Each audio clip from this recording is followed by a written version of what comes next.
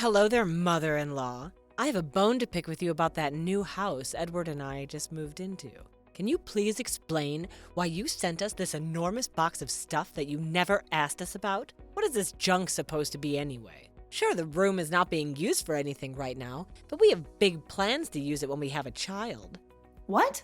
Are you referring to the stuff I sent you 2 days ago? Well, I talked to my son and he agreed to let us store it there for a short while since you guys had no immediate use for it. Yeah, well, it's taking up a lot of space in that room, and I have a different vision. I know we're going to make it our child's room in the future, but there's something else I want to use it for in the meantime. Oh, really? What are you going to be using it for? But Edwin told me it was perfectly fine because you had no concrete plans for that room, which is why I sent it to him. Huh? It's none of your business what I intend using the room for. And besides, it doesn't matter whether Edwin gave you permission because I never gave you permission. I'm the lady of the house, you know. Do you think you can just do whatever you want without consulting me? I understand. I suppose it was an oversight of me not to tell you anything about it. But Edwin said that he had already informed you. If that's the case, then I apologize, but could you please bear with it for just 1 week? I'll find a rental warehouse to keep the stuff in.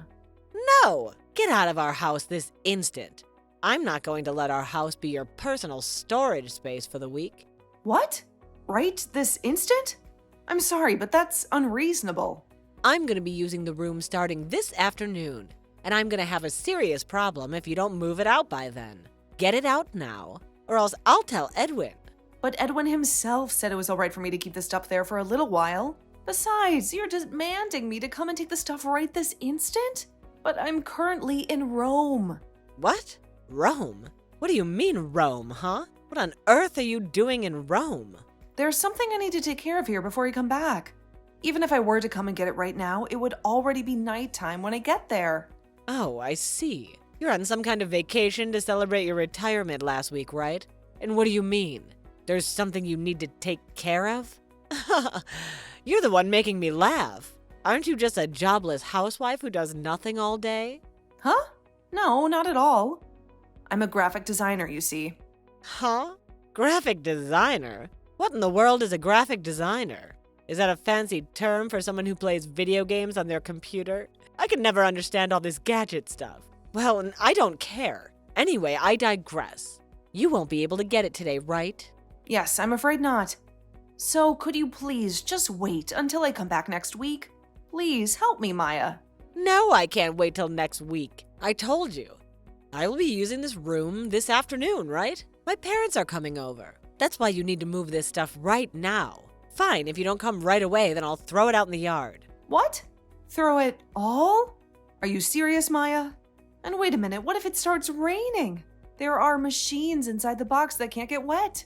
I don't know, it's not my problem. It's your problem, so handle it yourself. Well, I'm just gonna flick it out of the second-story window now. Huh? Couldn't you at least carry it outside? Why the hell do you need to fling it out of the window? There are expensive computers and other appliances inside the box that are going to break if you do that. So please don't touch the box. I can't imagine how it's terrible when they're broken. It's your fault for sending us this massive box of stuff without my consent. I need to go throw it out now, so goodbye.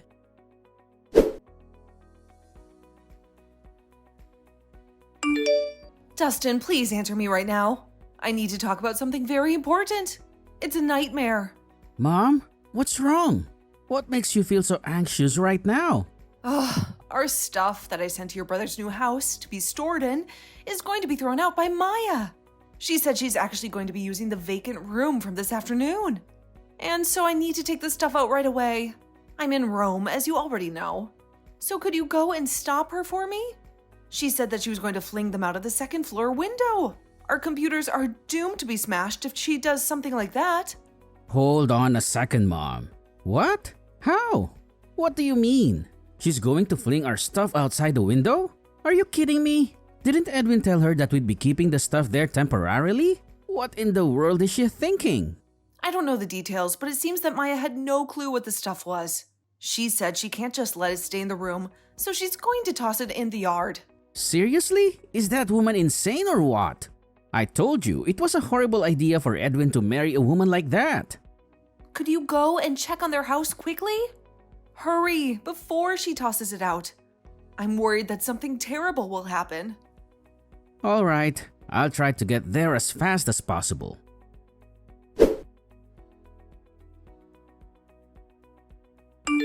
Mom, I was too late. I'm sorry, but What? sealing the cardboard box was fine, but the work computer and other such electronics are all shattered to pieces. Huh? Please say that just a dream. Oh my god, I can't believe it.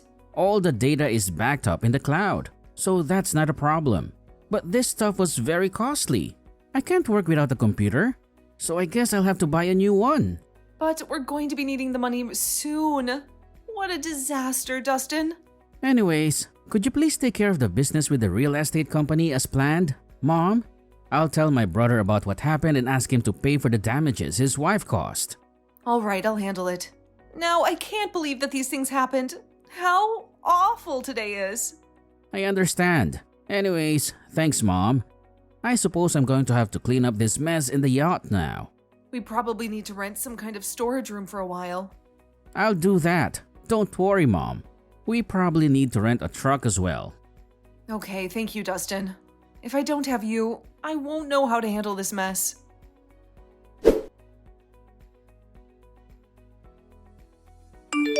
Mom, you need to pay attention to what I'm about to tell you. I just had a very shocking and horrifying conversation with Edwin. How did he react? What did he tell you? Well, you're going to be speechless by this. But Edwin is actually in Sicily right now. He left for a business trip yesterday, and he's stranded there for an indefinite amount of time. Can you even wrap your head around that? What? Are you kidding me? No, Mom, I'm not kidding. I begged him to come back home as soon as possible. But he said there were barely any flights available, and the earliest he can get here is in 3 days. What? That's not the worst part. He also said that he finally revealed to Maya about our situation. But he asked me to leave our stuff in that room for now because they were planning to use it as a nursery for their future child. Oh, I see.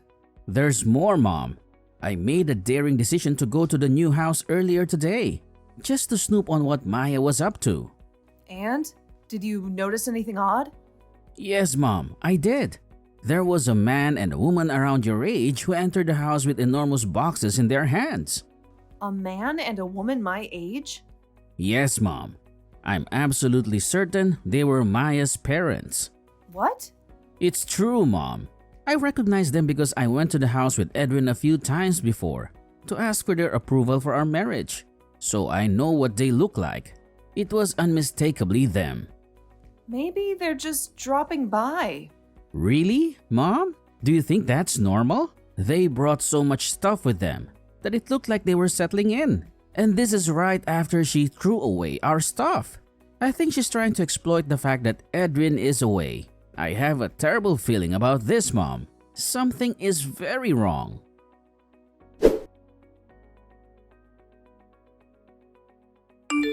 Mom, can you believe this? Dustin came here and snatched away all your stuff, mother-in-law. Yes, he did. Dustin's stuff was also in there as well, so he had every right to. No way! You can't be serious. Really? Are you telling me that I was this close to being fooled by your devious scheme to torment me and destroy my life? What are you talking about? What do you mean you were this close to tormenting you? Don't act innocent with me, you old hag. You sent me all this stuff without my approval. Took up a lot of space in your room. You were planning on barging away into my house after that, weren't you? What? It's my parents who are going to be moving into our new house. They're the ones who are welcome here. Excuse me? That's the first time I've ever heard about this. Of course it is. I didn't tell you anything. Does Edwin know about this? He's currently on a business trip to Sicily, so I haven't told him yet. But I'm sure he'll agree with me. But aren't your parents the ones who are forcefully moving in? It's not forceful if I gave them my permission. But fine. I'll be generous and offer you a compromise. A compromise? What are you talking about, Maya? Listen carefully. If you give me $30,000 to celebrate our new house being built, then I'll let you live with us. Excuse me? $30,000? Are you losing your mind? Well, if you don't like my terms, then you could forget about moving in. You had to leave the company house that you were living in until now when you retired, so you're stuck in a temporary apartment, right? I know you were probably snooping on us and waiting for a chance to move in, but it looks like you're out of luck, since I, the person who needs to be the most cautious of you, has already seen your tricks. Huh? It's up to you whether you're going to have a tranquil retirement or not. I mean, even if you pay me the money, I'll only be giving you the minuscule room under the stairs, though. I see. I never knew people could be this delusional and paranoid. Huh? What do you mean delusional and paranoid? You're the one who's delusional and paranoid, mother-in-law, for thinking I wouldn't notice what you were trying to do. Ugh, I don't care anymore. It's pointless to explain anything to you. Oh, so you're giving up on moving in with us? Are you sure about that? How are you going to survive if you have no job? I have another son, Dustin, so I'm fine. And I do have a job, Maya. A very important one. Huh? You do? Are you joking? Anyway, good for you. For always getting along so well with your second son at your age. All right then, why don't you two just vanish from our lives already? All right, fine. But I'm going to be asking you for payment for the work computer and other stuff you broke soon. Hold on a second. What do you mean by work computer? You'll find out when you see the invoice I send you. Goodbye, good-for-nothing daughter-in-law.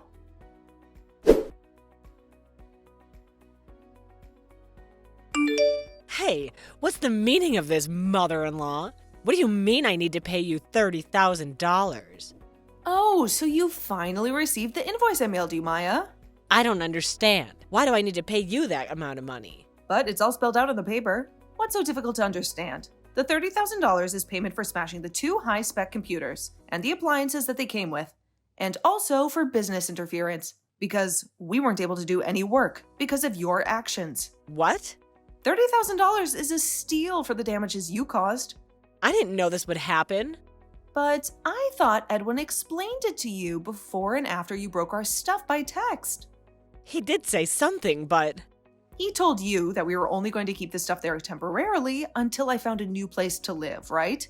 And that Dustin owns a small-scale business, and that we were going to move the company's headquarters to Rome since I had retired, and that I was going to move to Rome as well to assist him. There's no way I could have grasped that. Huh? Edwin showed me the text he sent you. It looks like he explained it all very lucidly to you, though. He was a bit ambiguous and perplexing to me, I swear. Edwin says that you never pay attention to him when he tries to explain things to you face to face. So he purposely explained it to you by text, so you wouldn't have any reason to deny that he told you everything. And yet you're still asserting that you didn't understand anything. Either you're lying and you don't want to understand at all, or you're living in your own delusional world, and you only see what you want to see. Even if you are to blame me for that now. Why don't you go back and read our conversation again?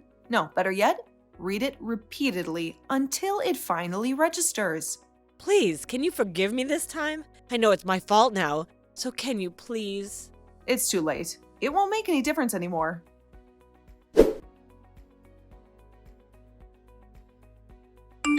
Mother-in-law, something terrible's happened. Oh my God, Edwin just divorced me. My parents already sold our house because we thought we'd be living in the new house. But now we have nowhere to go. And none of us have a job, so we won't be able to support our parents from now on. Please, mother-in-law, could you tell Edwin to get back together with me? I promise I won't do such a thing again. And I'll always do as he says. I admit I was wrong, so help us. Oh, hello, Maya. I'm not your mother-in-law anymore, so don't call me that. You say that you're sorry and that you won't do such a thing again. But how are we supposed to believe you? They say people deserve second chances, but us helping you would no longer be your second chance, but your 100th. This was your biggest and most flashiest mess up so far. But this isn't the first time that you've just ignored what Edwin told you and pretended not to understand him, right? Please, I know what I did was wrong, and I really do promise to change. Just give me one last chance. If I mess up again, I promise you'll never hear from me and see my parents ever again. Please help us. So sorry, Maya. Our family has already given you too many chances. Until now. Especially Edwin. He believes that you are a good person at heart and only seemed mean and arrogant, which is why he married you against both my and Dustin's wishes. So don't expect us to help you when even Edwin has given up. What? But please, just one more chance. You see, I'm also currently in Rome. I'll be working at the CEO's company, so can you forget about the $30,000, please? What? Why are you in Rome? Couldn't you just have found a job in our hometown? If you were willing to work, after all, there are plenty of jobs that you don't need much skill to do. You could work as a cashier or something. Oh, and you know how to make bread, right, Maya? Why not work at a bakery? And besides, I'm not the person you should be asking about this. Ask Dustin, please. He's the one in charge of hiring employees. I wouldn't get your hopes up, though. You don't know how to use computers, right? Yeah, I don't know how to use computers, but you can just teach me. The work Dustin's company does mostly has to do with graphic design. You're not going to be able to do any work if you can't use a computer. And teaching someone the necessary skills to do this job from scratch is very difficult.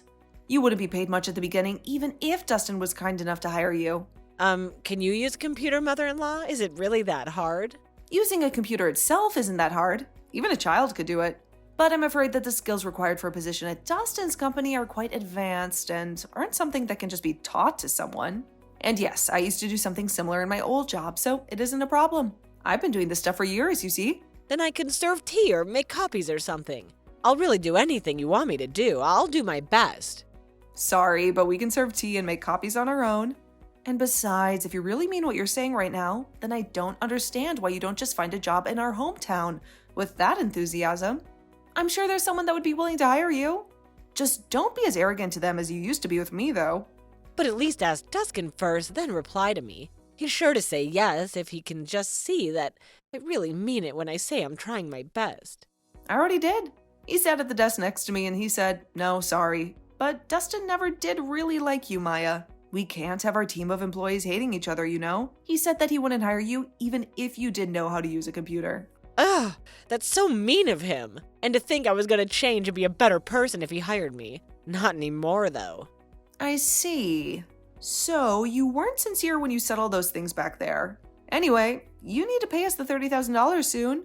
So please, be sure to pay it on time. Yeah, but I can't do something else for you then? There has to be something you want me to do. Yes, I want you to pay $30,000 on time. I'm currently doing work, so goodbye. Hold on a second. Please, mother-in-law. I don't have any money. We don't even have a place to live since Edwin kicked us out. Please, mother-in-law, I'm just an uneducated housewife. I won't be able to find another job so easily.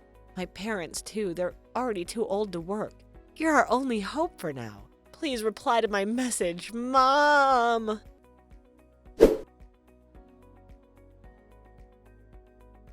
From what I heard, Maya and her parents had no choice but to sell their old house at a low price before moving into a new house with Edwin bought for them. They are now living in a shabby and cramped apartment with the little money they got from the house sale. But their situation got even worse when Maya had to pay me $30,000 as part of the divorce settlement, which wiped out almost all of their savings. The only source of income they could depend on was the pitiful pension of her parents, which barely covered their living expenses. Maya refused to work even after the divorce since she had never done anything but being a housewife all her life, which led to constant arguments and fights with her parents who urged her to find a job as soon as possible. Maya couldn't stand their nagging anymore and severed all ties with her parents. She was then thrown out of their apartment, but she still didn't want to work. So, in a desperate attempt to live an easy and comfortable life, she tried to seduce a rich man who was already married to someone else. His wife discovered their affair and sued Maya for a huge amount of euros as an alimony. Maya had no way to pay the money and was left with no other option but to work at a brothel. Me and Dustin, on the other hand, are having the time of our lives in Rome. The city is so lively and full of excitement. Unlike the boring and slow countryside, everything here feels like it's moving at a faster pace. Dustin's business flourished since we moved to Rome, and he hired 3 times more employees in the first year alone. My eldest son, on the other hand, is enjoying his bachelorhood in our hometown. He said that he loves having so much free time to do whatever he wants, and he even learned a new hobby: chess. I hope that he finds a woman who truly appreciates and loves my wonderful son, Edwin, and not someone selfish and ungrateful like Maya.